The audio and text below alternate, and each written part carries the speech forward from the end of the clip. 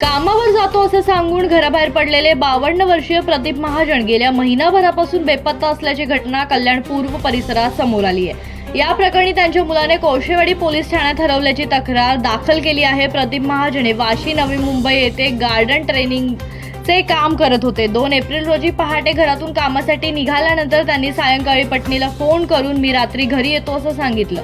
मात्र त्यानंतर त्यांचा मोबाईल बंद लागला आणि ते घरी परतलेच नाहीत। कुटुंबियांनी कल्याण आणि विठ्ठलवाडी रेल्वे स्टेशनसह अनेक ठिकाणी त्यांचा शोध घेतला, मात्र त्यांचा कोणताही मागमूस लागला नाही। अखेर मुलगा गणेश महाजन यांनी पोलिसात धाव घेत तक्रार दाखल केली। प्रदीप महाजन हे सडपातळ बांध्याचे असून पांढरा फुल शर्ट आणि खाकी पॅन्ट परिधान केलेली होती। पोलिसांनी मानव मिसिंग प्रकरण दाखल करत पुढील तपास सुरू केला आहे।